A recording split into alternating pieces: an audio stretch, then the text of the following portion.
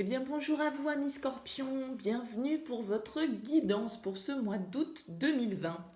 On va aller voir un petit peu les énergies qui vous entourent sur ce mois d'août. Bien évidemment ça va rester un tirage général, donc prenez uniquement ce qui fait écho en vous, à votre situation, ce qui vous parle, laissez le reste de côté. Si vous souhaitez une guidance personnalisée, je vous invite plus à me contacter sur mon mail qui apparaît en bas de la vidéo lililataro@yahoo.com. Je fais toujours une consultation préalable avant toute guidance, donc vous pouvez m'envoyer un petit mail avec prénom, date de naissance, le domaine que vous souhaitez voir abordé. Sans plus de détails, je vous fais un premier retour et puis si ce retour il montre qu'on est bien sur la bonne longueur d'onde, et ben voilà, on peut après avancer un petit peu plus sereinement vers une guidance personnalisée. Donc n'hésitez pas à le faire. Par contre, je vous remercie de le faire que si vraiment vous avez l'intention de faire une guidance derrière. Ça me prend du temps, donc merci de ne pas en abuser pour me dire ouais super, merci, vous avez passé le test, c'est vraiment ça ma situation. Bon bah ciao, bye bye. Bon voilà, hein, après. Le but, c'est justement d'offrir une certaine transparence. Donc, il faut que ça soit équitable, tout ça. Donc voilà, n'hésitez pas. Donc bien évidemment ça reste du général. J'ai fait un petit peu différemment de d'habitude. Donc c'est vrai que je sais que la dispo elle est pas top hein, parce que vous voyez les cartes à l'envers et je suis un peu en mode j'ai voulu en poser pas mal et du coup je manque de matériel adapté pour pouvoir probablement vous faire un angle de vue plus sympa sur les cartes. En tout cas j'ai tiré voilà une carte avec le tarot de la bienveillance pour voir un petit peu l'énergie, le conseil qu'on vous donne sur ce mois-ci. J'ai fait un tirage avec le Rider-Waite pour un message général, avec le Light Sears Tarot pour le domaine sentimental avec également l'oracle d'Isawat et puis également l'oracle de Béline.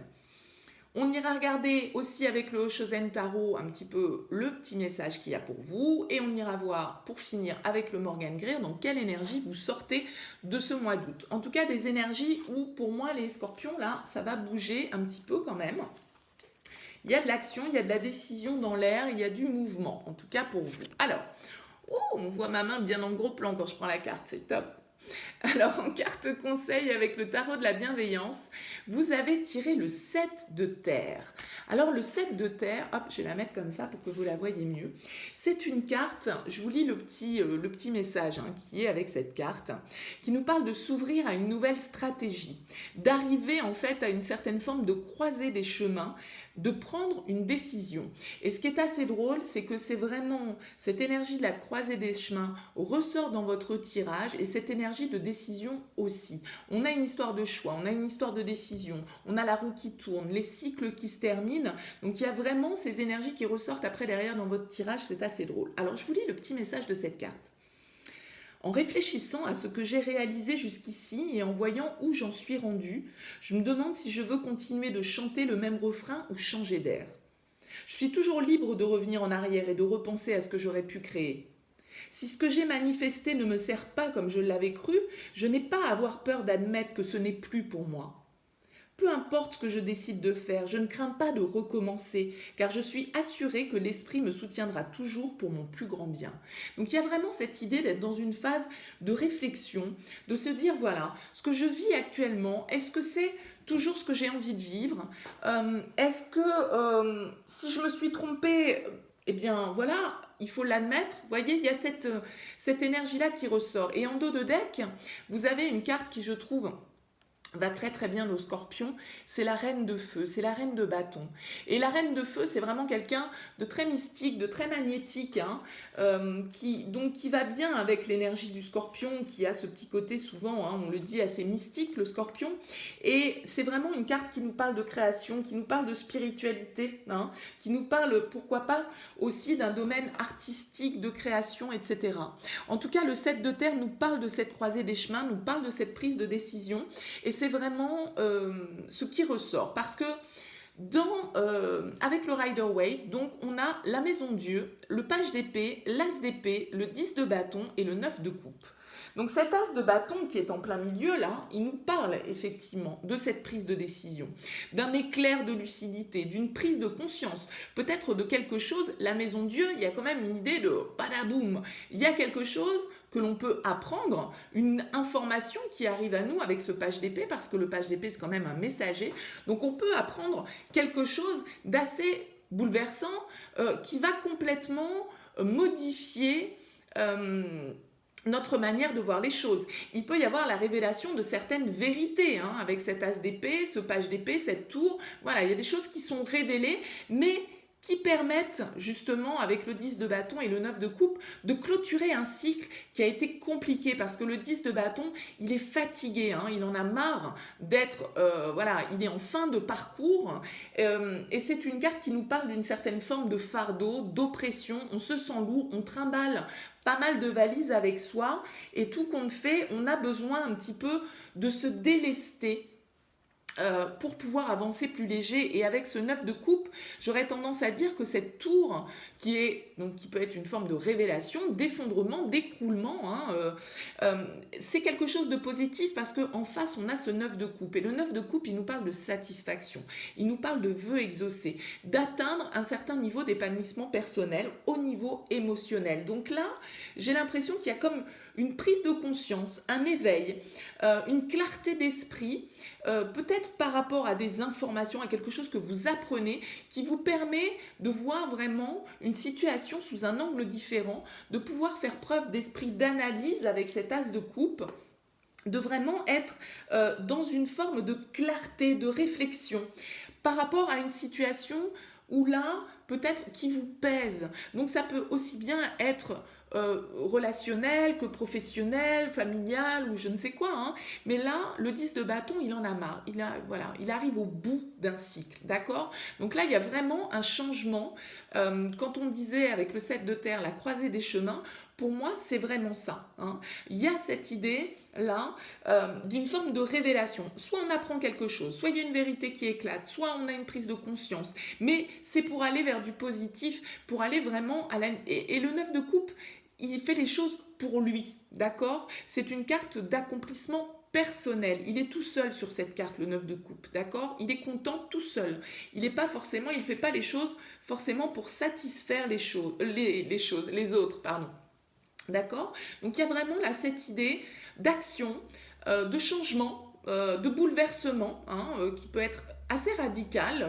Il y a un avant et un après avec la maison Dieu, mais il y a quelque chose qui s'effondre, une croyance, un système de pensée, un comportement qui s'effondre pour laisser place à quelque chose de beaucoup plus positif. La maison Dieu, elle vient transformer, elle vient faire s'écouler quelque chose qui n'a plus lieu d'être, d'accord? En tout cas, vous êtes avec cette énergie du roi de bâton dans d'autres decks également, donc qui est une carte de dynamisme, d'enthousiasme, on est visionnaire avec le roi de bâton, on est dans l'énergie d'entreprendre les choses, donc vous avez quand même la reine de bâton, je vous rappelle, reine de feu ici, roi de bâton ici, et je vous en parlerai après, vous avez de nouveau la reine de bâton avec le Oshozen. Donc vraiment, c'est un mois d'action, c'est un mois de réflexion, d'action, et effectivement probablement de prise de décision et de croisée des chemins. Il y a fort à parier pour vous, les scorpions, vous me direz dans vos commentaires. Au niveau sentimental, avec le Light Sears, on a le 2 d'épée, le 2 de coupe, les amoureux, la reine de denier, l'as d'épée et le page de denier. Alors pour moi, déjà, j'interprète ces trois cartes-là. Là, c'est plutôt pour moi le défi à relever, ce qui va vous aider et vers quoi on va.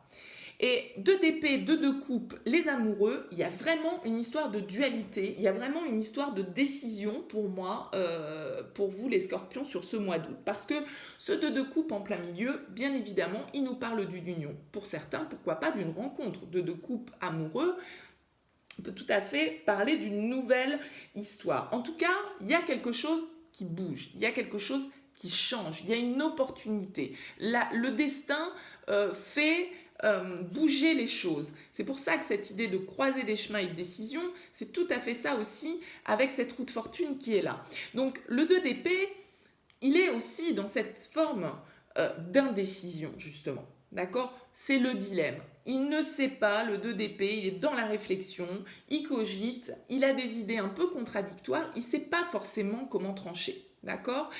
Avec ce 2 de coupe, on nous parle, là bien évidemment, sans doute aucun, puisqu'on est sur un tirage sentimental, d'une union, d'un couple, d'une relation, d'accord, d'un duo qui existe. Et avec ces amoureux, de nouveau, on nous parle d'amour, mais on nous parle aussi de choix, d'accord? Et donc ces amoureux qui viennent se poser sur cet as d'épée, il n'y a pas de hasard, il y a vraiment une idée de devoir choisir, de devoir faire le bon choix, de devoir faire preuve d'analyse, de clarté d'esprit, probablement dans une relation. Du coup, en tout cas, aussi, ça peut ne pas être que dans le domaine sentimental, mais là, en tout cas, ça nous parle du sentimental et de cette forme un petit peu d'hésitation, de contradiction que l'on vit à l'intérieur de soi au niveau d'une union, au niveau d'une relation où on sait qu'on doit faire un choix, mais voilà, il y a cette forme de confusion et d'indécision qui peut être là. Le défi que vous allez avoir à relever, c'est la reine de denier.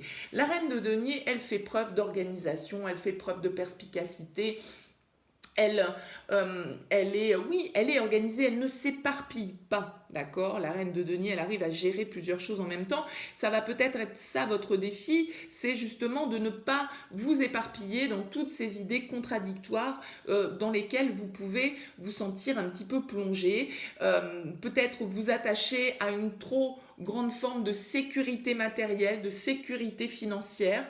Ça peut être aussi son mot d'ordre, on va dire, un petit peu à la reine de denier. En tout cas, ce qui va vous aider, c'est de nouveau l'as d'épée, d'accord, qui est déjà ressorti ici en plein milieu avec le Rider-Waite. Donc c'est vraiment cette clarté d'esprit, cet esprit d'analyse, cette prise de décision dans une union, là, soit une nouvelle rencontre, soit une union existante, peu importe, là, il n'y a pas de carte qui me dise si c'est du nouveau, de l'ancien, bref, qu'importe. Il peut y avoir avec cette reine de denier, un foyer déjà de construit, qui soit justement un petit peu le défi à relever par rapport à cette prise de décision.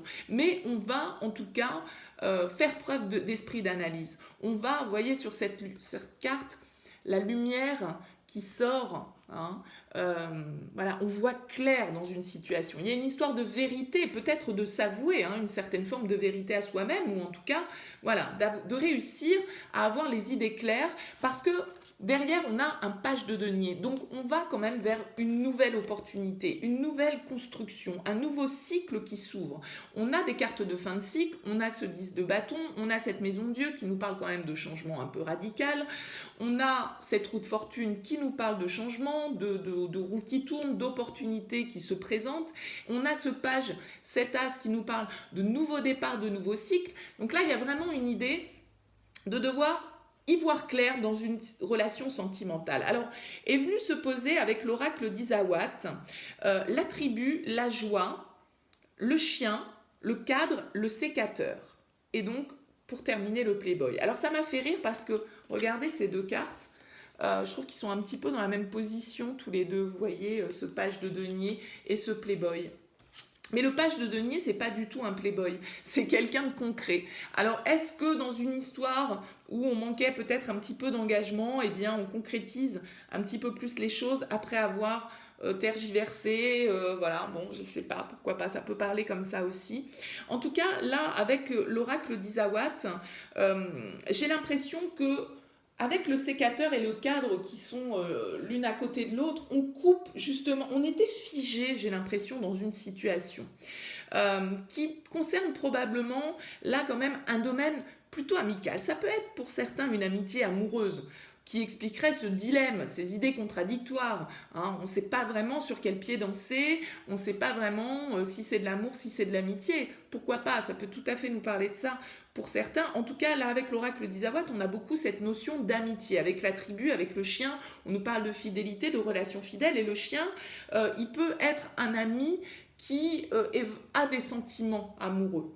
Donc, il peut y avoir avec ce 2 de coupe, la joie, une idée de retrouvailles, une idée de réconciliation pour certains, ou une idée éventuellement de rencontre dans un cadre léger, festif, une fête avec des amis, vous voyez, et où tout compte fait, une personne qui n'osait peut-être pas exprimer ses sentiments, qui était un petit peu figée dans voilà, certaines croyances, certaines limites, et ben là voilà, on tranche avec ça Et on ose, avec le Playboy, être plus dans une attitude de séduction, tout compte fait. Voyez? Donc ça peut être pour vous, ces énergies, ça peut être aussi une personne face à vous, bien évidemment. Voyez comment ça fait écho à votre situation. Avec l'oracle de Béline, on a l'élévation, on a la carte bleue, on a l'accident, on a l'inconstance, la passion et l'appui. Donc, c'est assez drôle parce qu'on a de nouveau, vous voyez, cette carte-là, l'accident qui ressemble étrangement à la carte de la maison Dieu. Donc là, il y a vraiment une idée de bouleversement. Mais de nouveau, cette maison Dieu, entre guillemets, elle est entourée avec des cartes très positives. L'élévation et la carte bleue. La carte bleue, en fait, dans l'oracle de Béline, elle vient totalement atténuer les cartes négatives. La carte de l'accident, on peut la considérer comme une carte négative parce que on voit bien qu'il va y avoir quand même un événement qui va venir vous déstabiliser avec l'accident et l'inconstance. Il y a quelque chose là qui vient un petit peu ébranler une situation qui était peut-être justement un petit peu figée là avec ce cadre au-dessus. Mais c'est pour le meilleur, c'est pour une élévation, c'est pour quelque chose de positif derrière. On a la carte de l'appui qui nous parle également du soutien, d'accord, du soutien de notre entourage, le fait de trouver peut-être avec ce Playboy, avec ce page de denier là, hein, qui est au-dessus, d'avoir quelqu'un sur qui on peut compter, quelqu'un qui nous est fidèle encore, comme avec cette notion du chien. Mais il y a vraiment un événement, une info, un événement, une prise de conscience. Là, il y a quand même quelque chose qui vient un petit peu bousculer les choses au mois d'août. D'accord? Donc vous me direz, les scorpions, s'il vous plaît, vous me laissez vos commentaires pour me dire si ça vous a parlé. Et on retrouve, une fois de plus avec l'oracle de Béline en dos de deck, le hasard. Le hasard, ça ressemble aussi étrangement à cette carte de la roue de fortune.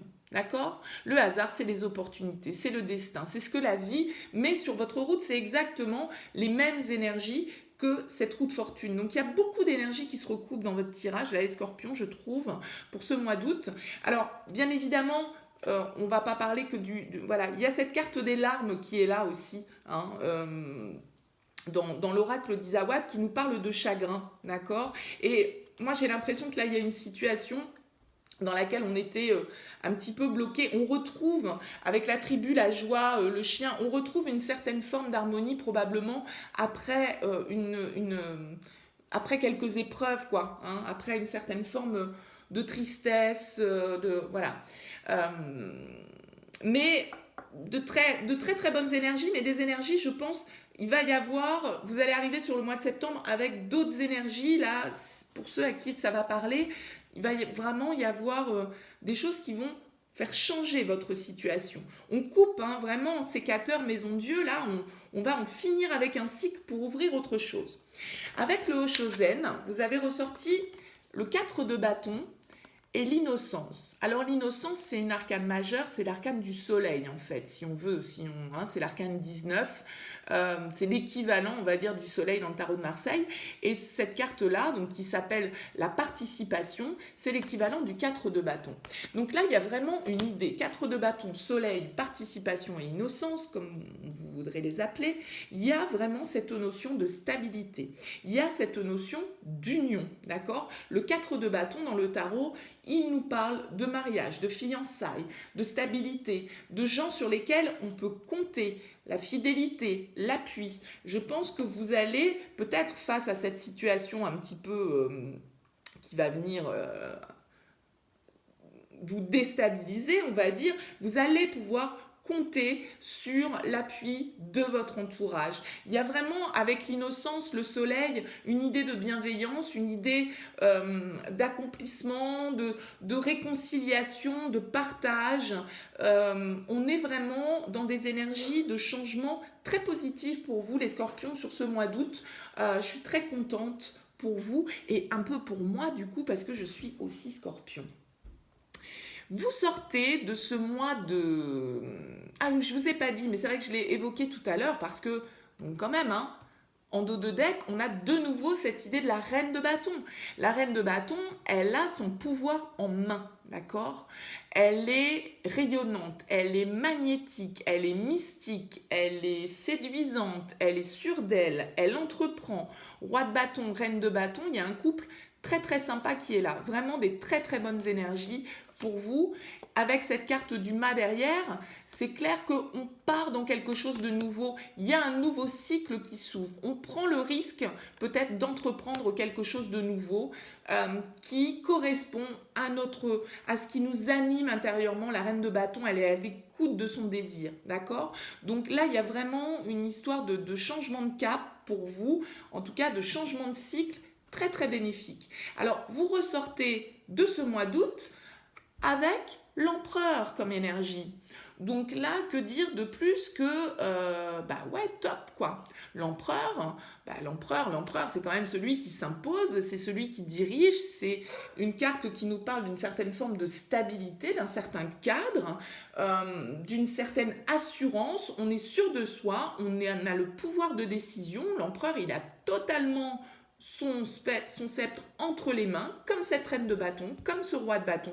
C'est quelqu'un qui entreprend, c'est quelqu'un qui est stable, qui est sûr de lui. Donc vraiment, vous sortez de ce mois d'août avec une énergie très décidée. Peut-être un poil autoritaire. On sait que le scorpion, quand il a décidé quelque chose, il sait s'imposer. Mais en tout cas, avec cette énergie de l'empereur, vous allez vous imposer, d'accord? Je pense qu'il y a une histoire là de réflexion, il y a une histoire de prise de conscience, il y a une histoire de révélation. Je ne sais pas si vous apprenez quelque chose, si c'est un événement extérieur, mais vraiment, il y a un changement qui s'opère pour vous et qui va vous redonner votre pouvoir. D'accord? Donc c'est vraiment de très très bonnes énergies pour vous les scorpions. C'est vous qui débutez ces vidéos du mois d'août et franchement ça commence plutôt pas mal. Donc voilà, écoutez, je vous remercie d'avoir suivi cette guidance en tout cas. Je vous souhaite un très très beau mois d'août. Profitez pour ceux qui sont vacanciers de ces vacances. En tout cas, de beaux changements pour vous qui arrivent les scorpions. N'hésitez pas à liker cette vidéo, ça me fait plaisir. N'hésitez pas à la partager si vous pensez qu'elle peut parler à quelqu'un. N'hésitez pas à me faire part de vos commentaires si cette situation, elle vous a parlé. Et puis, n'hésitez pas à vous abonner à cette chaîne, bien sûr, si ce n'est pas encore fait. En tout cas, je vous remercie de m'avoir suivi et je vous dis à très bientôt.